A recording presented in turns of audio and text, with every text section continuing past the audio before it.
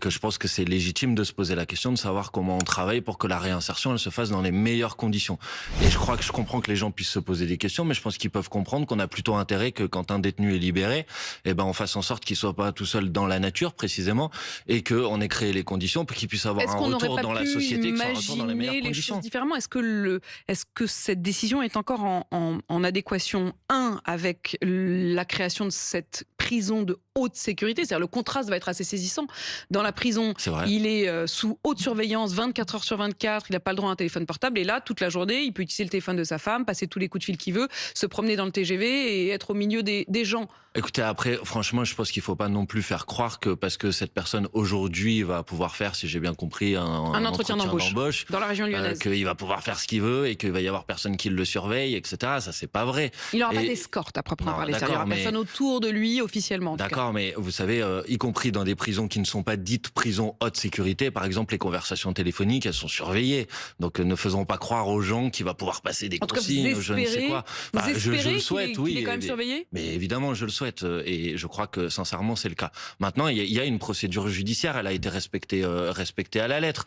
Et encore une fois, je sais que l'idée qu'on veut faire paraître, c'est que finalement, il faudrait que les gens soient en prison tout le temps. Bah non, mais les gens, ils ont une L'idée de peine qui? avec une durée, j'entends dans le débat public, et le principe de la prison, c'est quand même de travailler les conditions d'une réinsertion, de faire en sorte que les gens, quand ils sortent, ils ne recommencent pas. Et pour qu'ils ne recommencent pas, il faut travailler pour que cette réinsertion Mais la elle question permette, de la par exemple, aux gens d'avoir un La question emploi. de la cohérence, c'est-à-dire que, Ah, mais ça, c'est à Monsieur Darmanin qu'il par faut exemple, poser je la ne sais question, pas pas à vous, moi. mais la plupart des entretiens d'embauche maintenant peuvent aussi se faire en visio. C'est Ici, on ne suit pas la foule, on analyse les faits.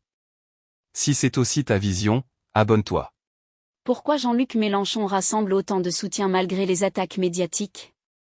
Ce livre décrypte la défiance populaire, la crise démocratique et le réveil citoyen en France. Résistance, le combat pour une nouvelle France maintenant à 9,99 € au lieu de 14,99 €. vrai, on aurait On peut-être aurait pu peut-être imaginer un processus de cette nature. Je ne sais pas pourquoi il n'a pas été imaginé comme tel. Maintenant, la question de la cohérence, pardon, mais c'est pas à moi qu'il faut poser cette question, parce que depuis le début, la force politique que je représente, on a dit que c'est cette idée que ces prisons haute sécurité seraient la solution, y compris au problème de la criminalité organisée. C'est une idée qu'on a battue en brèche. D'abord parce que dans les prisons actuelles, même quand elles sont pas haute sécurité, les gens ne font pas ce qu'ils veulent. Deuxièmement, parce que ces prisons de haute sécurité, ça a existé en France jusqu'aux années 80, et que dans les années 80, on a précisément considéré que ce n'était pas efficace parce que ça ne se traduisait pas par un effet positif sur la question de la récidive et de la réitération des faits.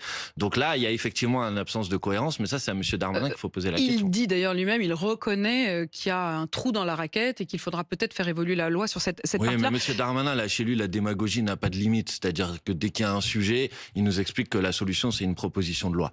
Moi, je pense qu'il devrait faire un peu moins de grandes phrases et de grandes paroles et un peu plus d'actes concrets, y compris dans la lutte contre la criminalité organisée, vu les drames qu'on a encore vus ces derniers jours. Vous étiez d'ailleurs un samedi à la marche blanche à la mémoire du frère d'Amin Kessassi.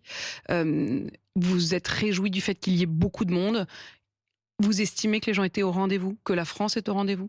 J'estime qu'il y avait la population marseillaise qui a été très émue, et à juste titre, et je partage cette émotion, et je trouve que c'était important que tout le monde soit là. Maintenant, moi, je veux dire que, vous savez, en tant que député de Marseille, malheureusement, des marches après des drames liés à la criminalité organisée, j'en ai fait depuis 2 ans, 3 ans, sans doute une dizaine. Et donc, j'espère que ça sera pas juste un moment médiatique avec tout le monde qui se Mais déplace. d'ailleurs, vous dites tout le monde qui se déplace. Alors oui, il y avait beaucoup de politiques. Mais moi, je reste assez surprise. Il était où, Jul, par exemple? Il était où, Soprano? Ils étaient où? Je sais pas où ils étaient, peut-être qu'ils étaient là. Qu'est-ce que vous en savez? Moi, vous savez, Vous pensez qu'ils l'auraient pas dit? Vous les avez vus, vous, en tout cas, vous étiez? Mais moi, je vais vous dire, j'étais là, et j'ai considéré d'ailleurs que la présence, elle nécessitait pas forcément d'en faire des tonnes sur les réseaux sociaux, parce qu'il me semble que c'était d'abord un moment Il y a eu une forme de d'hommage. récupération, d'après vous? Franchement, je pense qu'il y a quelques règles à fixer dans le débat politique. La première, c'est qu'on évite de faire des polémiques sur des drames. Donc, c'est pas moi qui vais en faire. Mais moi, j'ai considéré, par exemple, et j'étais avec mon collègue Sébastien Delogu, que notre présence, elle était au milieu des Marseillaises et des Marseillais. Et ce que je vous disais tout à l'heure, c'est que on en a fait beaucoup des marches aussi dramatiques. Et bien souvent, les ministres viennent et ils font des annonces. Et puis, quand ils rentrent à Paris, les annonces, elles partent avec eux. Donc, moi, j'espère que ça va pas juste être un moment, et que dans 10 jours, en quelque sorte, la vie va reprendre son cours avec les mêmes drames qui vont se poursuivre. Mais je vous pose quand même la question. Jul, Redouane Bourguiba, Soprano, des grandes personnalités très écoutées à Marseille. Moi, je les ai pas vus. Je ne crois pas que vous les ayez vus non plus. La question, je leur poserai évidemment la question, mais vous ne trouvez pas que ça aurait été leur rôle ? Ça aurait été leur rôle d'être là? Je vous ai dit, moi, j'ai pas envie de faire des polémiques avec qui que ce soit, et je pense que certains ont réagi, certains, par ailleurs, ont pu prendre la parole et ne pas forcément être présents à cette marche. Mais on a besoin, là où je vous rejoins peut-être dans votre question, on a besoin d'une mobilisation de la société dans toutes ses composantes contre ce drame de la criminalité organisée. On a besoin aussi d'un changement de doctrine politique, parce que ça fait depuis des mois et des mois qu'on dit qu'on va faire des choses et qu'on ne les fait pas. Donc où sont les effectifs supplémentaires dans la police judiciaire quand vous savez aujourd'hui que vous avez des départements dans lesquels chaque enquêteur de la police judiciaire a 200 à 300 dossiers sur son bureau? Où sont les greffiers? Où sont les éducateurs spécialisés dans nos quartiers populaires? Où sont les effectifs pour la protection de la jeunesse? Où sont les moyens mis dans la prévention pour faire en sorte que les gens ne tombent pas dans les trafics de drogue? On est bien d'accord que votre candidat à Grenoble a dit ce week-end qu'il n'était pas là pour traquer les dealers, qu'il ne voulait pas traquer les dealers et qu'il ne voulait pas armer la police. Mais c'est pas le rôle de la police municipale, madame, de traquer les dealers. C'est le rôle de la police nationale. C'est pas le rôle de la police municipale de remonter les réseaux de la criminalité organisée. C'est le rôle de la police judiciaire qui a été très largement démantelée ces dernières années par la réforme de la police judiciaire. Quand même, non? Mais vous savez, les compétences de la police municipale, c'est faire de la tranquillité publique. Sauf si vous êtes en train de m'expliquer que c'est la police municipale qui va chasser les réseaux de la criminalité organisée. Pour vous, il n'est pas souhaitable que la police municipale de Grenoble soit armée. Mais attendez, après on parlera de la question de l'armement si vous voulez, mais là on parlait des réseaux de la criminalité organisée. Ce sont des réseaux qui sont des réseaux nationaux, voire internationaux. Vous n'allez pas me faire croire, madame de Malherbe, que c'est la police municipale de Grenoble qui va lutter contre les réseaux de la criminalité organisée. Non. Ça c'est la première chose. Non, ça on est bien d'accord. Mais en revanche, le maire a le pouvoir de décider que sa police municipale est armée ou non. Vous avez raison, et moi je défends avec la France Insoumise l'idée que les armes, elles doivent être réservées à la police nationale, et que la police municipale, elle doit avoir un travail, elle doit être redéployée sous forme de police de proximité, elle doit avoir un travail de tranquillité publique, un travail de médiation, et je le fais pas contrairement à ce que j'entends dans le débat public, par laxisme, je le fais par efficacité, Il faut que ce rôle-là de lutter contre les réseaux de la criminalité organisée, il soit fait avec des effectifs dont le travail est de remonter des réseaux. Et c'est là où je vous parle d'un changement de doctrine nécessaire. Arrêtons de faire croire qu'on va attaquer ces réseaux-là en chassant le bas du spectre. Il faut attaquer le haut du panier. Et pour attaquer le haut du panier, il faut mettre les moyens dans les effectifs qui attaquent le haut du panier. Vous avez vu sûrement cette vidéo qui tourne sur les réseaux. J'imagine qu'elle a dû être tournée au printemps, où on voit Rima Hassan et Sébastien Delogu qui répondent à un passant à Marseille qui fait un selfie avec eux et qui leur dit il est à qui ce pays, elle est à qui Marseille, on représente qui? Et Sébastien Delogu qui répond en riant à la DZ. Mais franchement, vous savez ce que ça voulait dire la DZ dans cette expression? Ça veut pas être, ça n'a rien à voir avec la DZ mafia. Franchement, faites attention s'il vous plaît à pas faire des. Non, parce qu'à chaque fois on nous dit que c'est de l'humour. Moi je veux bien, hein, ça n'a rien à voir. La DZ ça veut dire autre chose. Enfin, on va pas rentrer dans le détail, mais. Allez-y, la DZ ça veut dire l'Algérie. Non, attendez, oui, mais donc ça n'a rien à voir avec la DZ mafia, ça n'a rien à voir avec les réseaux de la criminalité organisée. Donc s'il vous plaît, franchement. Non, mais c'est une autre question d'ailleurs. C'est une autre question. Bah oui, mais vous me la posez en même temps, donc je me permets de vous dire. Ah non, c'est pas une autre question que les municipales. Soyons un petit peu vigilants, si vous voulez bien. C'est pas une autre question que les municipales. Soyons un petit peu vigilants. Maintenant, moi, je veux bien recevoir des leçons sur la lutte contre la criminalité organisée, mais pour l'instant, ceux qui sont au pouvoir depuis des années et des années sont aussi comptables de la situation actuelle. Donc, pardonnez-moi. Mais que ce soit la DZ Mafia ou la DZ tout court, ça vous paraît normal quand on demande à quelqu'un. Sur les réseaux sociaux et qui sont des vidéos privées ou personnelles. Franchement, c'est pas comme ça que je fais de la politique. Moi, je fais de la politique avec des propositions politiques. Et on est face à un fléau qui est celui de la criminalité organisée. Oui, mais ça me frappe quand même, Manuel Bompard, qu'à chaque fois qu'on pose ce genre de questions, j'ai vu qu'il y a 2 jours, Éric Coquerel était interrogé sur les remarques homophobes de Sophia Chikirou sur les tafioles de merde, et il a répondu que c'était de l'humour. Vous avez beaucoup d'humour. Non, mais c'est pas de l'humour et c'est pas drôle.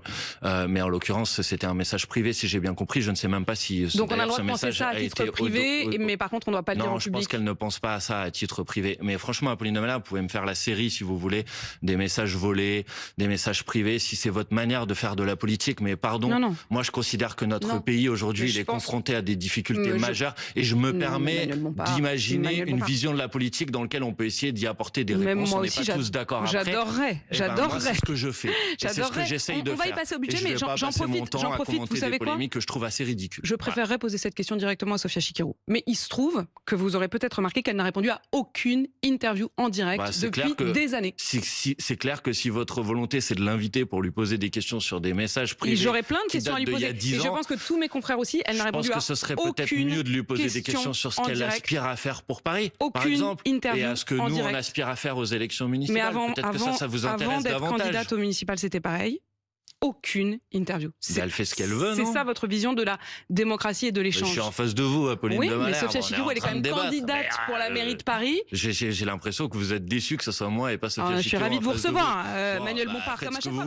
Mais n'hésitez pas à le lui dire, en tout cas. Je trouverais normal, effectivement, qu'il y ait des échanges démocratiques. Madame Apolline de Malherbe, les échanges démocratiques, ils se font à travers des élections, ils se font à travers des campagnes, ils se font à travers des contacts avec les citoyennes et les citoyens. Et ensuite, certains répondent à des interviews, d'autres préfèrent avoir une autre forme de débat avec directement les citoyennes et les citoyens. Vous inquiétez pas, Sophia Chikirou, elle aura des réunions publiques, elle aura des meetings, elle fait des conférences de presse, elle en a d'ailleurs fait une pour présenter sa campagne et vos journalistes de BFM y étaient et ont pu lui poser toutes les questions qu'ils voulaient lui poser. Mais qu'elle n'hésite pas en tout cas, des questions en direct sur des plateaux de télévision. Vous avez très envie de la recevoir et je lui passerai donc le message que vous avez très envie de la recevoir. Maintenant, je pense que si vous la recevez, j'espère que vous la recevrez pour parler plutôt de son programme plutôt que des polémiques qui sont quand même assez ridicules. Je pense qu'elle ne me demandera pas la liste des questions avant.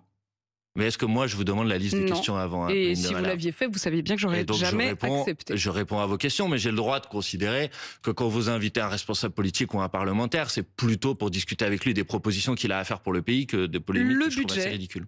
Personne n'en veut. Ça, c'est Il clair. a été rejeté à la quasi-unanimité. Il y a un député qui a voté pour le volet recettes. Maintenant, on fait quoi? On base budget définitivement. 404 voix contre le budget, une voix pour. C'est la preuve que personne ne veut effectivement de ce budget. Et pour cause, c'est un budget qui est un budget de maltraitance sociale absolue. Ce serait un désastre économique. Ça va plonger le pays dans une récession économique dont il aura beaucoup de mal à se remettre. C'est un budget d'irresponsabilité écologique. Aujourd'hui, malheureusement, la COP a donné des résultats désastreux, mais tout le monde sait que le grand défi du siècle, c'est la transition écologique. Et on ne fait rien sur ce sujet. Ce sujet n'existe même pas. Donc, il faut le battre, ce budget. Est-ce qu'il vaut mieux pas de budget qu'un mauvais budget? Oui. Qu'un mauvais budget. Il n'y aura pas de budget. Puisque si à la fin on bat ce budget, il y aura un minima ce qu'on appelle une loi spéciale. Et cette loi spéciale, elle permettra pour l'année prochaine d'avoir les mêmes lignes budgétaires que le budget de l'année dernière, jusqu'à ce qu'on puisse discuter d'un nouveau budget. Sébastien Lecornu avait promis de ne pas utiliser le 49.3. Est-ce qu'il faut qu'il en reste là? Certains disent oui, mais au moins ça permettrait qu'il y ait un budget. Non, pas question. Pas question vous redoutez ça? Vous vous demandez si ça revient là? Je sens bien, je vois bien la petite musique revenir de ceux qui, y compris, j'ai vu des députés socialistes qui, après avoir considéré que c'était une grande victoire d'avoir obtenu le renoncement au 49.3, maintenant demandent à ce que le 49.3 revienne. Donc je dis un petit peu de cohérence politique. Mais attendez, moi j'esquive pas la question. Mon objectif c'est de battre le budget.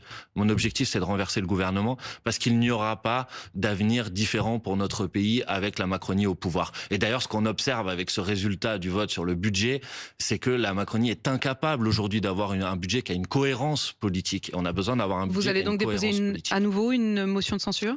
Je pense qu'il y aura une motion de censure, oui, mais après je ne sais pas encore quels sont les outils que va utiliser le gouvernement. Mais en tout cas, ce que je peux vous dire, c'est que si le gouvernement essaye de passer en force son budget, que ce soit par 49.3, que ce soit par ordonnance, alors évidemment nous déposerons une motion de censure puisque c'est le seul outil dont on disposera alors pour empêcher ce budget de voir le jour. Et c'est pour protéger les gens, parce que dans ce budget, c'est un effort qui repose essentiellement d'ailleurs sur les catégories les plus pauvres. Quand vous voyez que dans ce budget, on en a déjà parlé, il y a la division par 2 de la prime de Noël pour les allocataires du RSA, des gens qui vivent sous le seuil de pauvreté et à qui on va dire c'est à vous de faire des efforts, mais que dans le même temps on refuse une taxe Zuckman pour que les plus riches payent 2% d'impôts, c'est pas 40% d'impôts. De toute façon, tout ça est retombé aux oubliettes, puisque oui, mais ça n'a pas été voté. C'est justement le problème, parce que si vous mettez pas davantage à contribution les plus riches, les multinationales, les grandes entreprises, à la fin, si vous voulez équilibrer votre budget, vous faites payer les gens. Et moi, je suis pas d'accord pour qu'on fasse payer les gens. Est-ce que vous préféreriez que Emmanuel Macron se résolve à dissoudre? Moi, ce que je préférais, c'est qu'Emmanuel Macron se résolve à partir. Parce que je pense que c'est lui qui est responsable de cette situation et que, évidemment, tout le monde l'a vu, la dissolution, on l'a déjà expérimenté l'année dernière, elle n'a pas produit une situation qui permet au pays de choisir clairement le cap qu'il a envie de prendre. Et donc je pense que pour ça, on a besoin du départ du président de la République et d'une élection présidentielle anticipée. On gagnerait du temps parce que sinon, ce qui va se passer, vous le savez comme moi, c'est que pendant 16 mois jusqu'à la prochaine élection présidentielle, en fait, on va rien faire. Tout va être sur pause. Et on va perdre du temps. Et on va perdre du temps alors qu'on n'a pas de temps à perdre. Parce que quand vous regardez l'évolution du monde depuis qu'Emmanuel Macron est au pouvoir en 2017, on a déjà perdu beaucoup de temps. J'allais y venir à l'évolution du monde. François Hollande parle d'un danger majeur, d'un risque de guerre. Le chef d'état-major des armées a dit qu'il fallait qu'en France, on aille vers l'idée d'accepter de perdre ses enfants. Et Emmanuel Macron s'apprête à annoncer le retour d'un service militaire volontaire, mais le plus large possible. Comment vous réagissez à tout ça ? D'abord, les propos du chef d'état-major des armées, je pense qu'ils sont très malvenus. C'est pas à lui de faire des déclarations, et en plus, ces déclarations sont très maladroites. Moi, pardon, mais je considère que notre objectif aujourd'hui, c'est pas de se préparer à perdre nos enfants. Je pense que notre objectif, ça doit être plutôt d'œuvrer et de créer des conditions de la paix et d'une paix qui soit durable. Et je ne crois pas, et je n'ai jamais cru à l'adage que pour préparer la paix, il fallait préparer la guerre. Mais pour préparer la paix, il faut préparer la paix. Ce qu'il dit, évidemment, c'est que si nos adversaires sentent que nous ne sommes pas prêts à effectivement avoir cette grandeur d'âme, comme il dit, alors il pourrait être tenté en effet de nous envahir. Et vous avez l'impression que les propos du chef d'état-major des armées aident dans le pays à une prise de conscience, à un sérieux. Moi, j'ai l'impression plutôt que ça a contribué à semer une forme de panique. C'est l'inverse. Donc oui, je pense que c'est tout à fait contre-productif les propos qu'il a tenus. Moi, je souhaiterais plutôt que la France soit à l'avant-garde, ce qu'elle n'est pas malheureusement, des négociations de paix qui s'ouvrent entre l'Ukraine et la Russie, ou qui mettent du temps à s'ouvrir. Soyons vous les trouvez réalistes. satisfaisantes en ce moment Non, tout le monde voit bien que c'est des négociations qui se préparent pour l'instant entre Vladimir Poutine et Donald Trump, sans les Ukrainiens autour de la table des négociations, et dans lequel la France, l'Union européenne, qui a des intérêts à défendre dans cette histoire. Je veux dire, c'est la question de sa propre sécurité, ce sont des intérêts qu'on a à défendre dans cette histoire. On n'est même pas à la table des négociations pour pouvoir les faire valoir. Ces garanties de sécurité, elles nous impliquent, elles nous concernent. Le fait que les Ukrainiens soient à la table des négociations, ça nous concerne, ça nous intéresse. Et c'est à cela qu'on devrait mobiliser notre énergie. Une dernière question, Manuel Bompard. Vous l'avez vu, l'Université Lyon 2, un professeur d'histoire, qui a dressé une liste, je cite, de génocidaires à boycotter quoi qu'il arrive. La direction d'établissement s'est dit consternée, condamne les propos de l'enseignant. Est-ce que vous les condamnez également ? Mais c'est pas des propos, c'est si j'ai bien compris, une publication sur les réseaux sociaux dans lequel il a indiqué une série de personnes dont il considère que les positions sont des positions de soutien au gouvernement. Et alors, on n'a pas le droit de dire qu'il y a des gens dont on considère que les positions qu'ils défendent dans les médias, donc pour vous, il n'y a pas de problème avec cette liste. On n'a pas envie de les entendre ou pas envie de les écouter. Moi, j'aurais pas fait de liste personnellement, mais je suis quand même un peu stupéfait. On a quand même le droit de dire que quand des gens défendent un gouvernement, qui est le gouvernement de monsieur Netanyahou, qui est accusé, je veux le dire quand même, de génocide, après avoir dit pendant des mois et des mois... Non, il n'est pas accusé de génocide. Enfin bon, on va pas rouvrir encore ce débat. Il est accusé de génocide. Il est accusé par certains de génocide, mais il n'y a pas une unanimité à considérer que c'est génocide. Mais on peut rouvrir cette question. En tout cas, quand on est professeur d'histoire, aujourd'hui, pour vous, on peut faire cette liste. Mais madame, il n'y a pas de problème. Vous pouvez nuancer les choses si vous voulez, mais il y a bien un arrêté de la Cour internationale de justice qui date d'il y a un an et demi qui parle d'un risque de génocide. Bien et il y a bien des mandats, madame, il y a bien des mandats d'arrêt de la Cour pénale internationale qui ont été... Non mais attendez, vous le savez très bien. Balayez ça d'un revers de la main si vous voulez. Vous savez ce que c'est des mandats d'arrêt de la Cour pénale internationale pour crimes de guerre ou crimes contre l'humanité? Parfaitement. Je dis juste qu'il n'est pas... Et madame, depuis... risque de génocide ne veut pas dire qu'on est depuis des mois et des mois, sur tous les médias en France, excusez-moi de vous le dire quand même. Est-ce que ça veut dire que ces gens-là sont des génocidaires pour vous? Attendez, est-ce que ça veut dire que pour vous...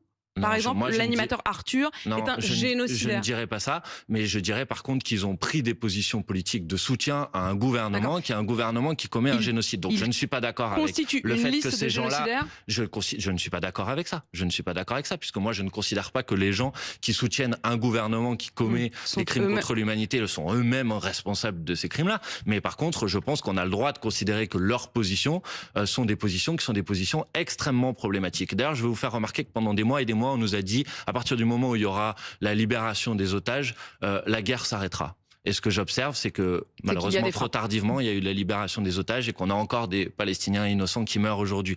Et je trouve qu'on devrait davantage parler de ça plutôt que des tweets des uns et des autres. Derrière les polémiques sur la sécurité, le budget ou encore la guerre, Manuel Bompard défend ici une idée centrale: pour répondre aux crises du pays, il faut s'attaquer aux causes plutôt qu'aux seuls symptômes. Sur la criminalité organisée, il refuse notamment de réduire la réponse à davantage d'armes ou à une présence accrue de la police municipale. Selon lui, le véritable enjeu est de reconstruire une police judiciaire capable de remonter les réseaux jusqu'à leurs responsables, tout en renforçant la prévention, l'éducation et les services publics. Une approche qui rappelle la tradition de la gauche républicaine, notamment chez Jean Jaurès, la sécurité ne peut pas être séparée de la question sociale et des conditions de vie. Sur le budget, Bompard défend ensuite une opposition frontale aux politiques d'austérité. Il considère que faire porter l'effort sur les catégories populaires tout en épargnant les plus grandes fortunes aggraverait les difficultés économiques. Cette critique rejoint une vieille interrogation de la pensée socialiste, qui doit réellement supporter le coût des crises et du redressement des finances publiques ? Mais son discours dépasse également les questions économiques. Face aux tensions internationales, il rejette l'idée selon laquelle la préparation de la guerre serait nécessairement le meilleur chemin vers la paix. Il appelle au contraire la France et l'Europe à jouer un rôle actif dans les négociations. Enfin, sur la question israélo-palestinienne, Bompard défend une distinction entre le soutien à un gouvernement et la responsabilité pénale individuelle de ceux qui le soutiennent. Sa position s'inscrit dans une conception du débat démocratique où l'on peut condamner des choix politiques sans transformer automatiquement leurs défenseurs en responsables des crimes commis. Au fond, son intervention repose sur une même logique: derrière chaque crise, regardez les structures qui la produisent. Une démarche qui rappelle la méthode de Jaurès ou, sur un autre registre, celle de Pierre Bourdieu, comprendre les mécanismes sociaux avant de prétendre les transformer. Et si la colère du peuple français avait enfin un livre? Résistance, le combat pour une nouvelle France décrypte les médias, les élites, la crise sociale et le réveil citoyen. Disponible maintenant à seulement 9,99 € au lieu de 14,99 €. Le lien est en description. L'information spectacle vous fatigue ? Reprenez le pouvoir sur votre réflexion. Entre technocratie et colère populaire, notre e-book « La République selon Raymond Aron » offre les clés de lecture que les grands médias oublient. Profitez de l'offre de lancement à 9,99 €. Le savoir est une arme. Lien en description.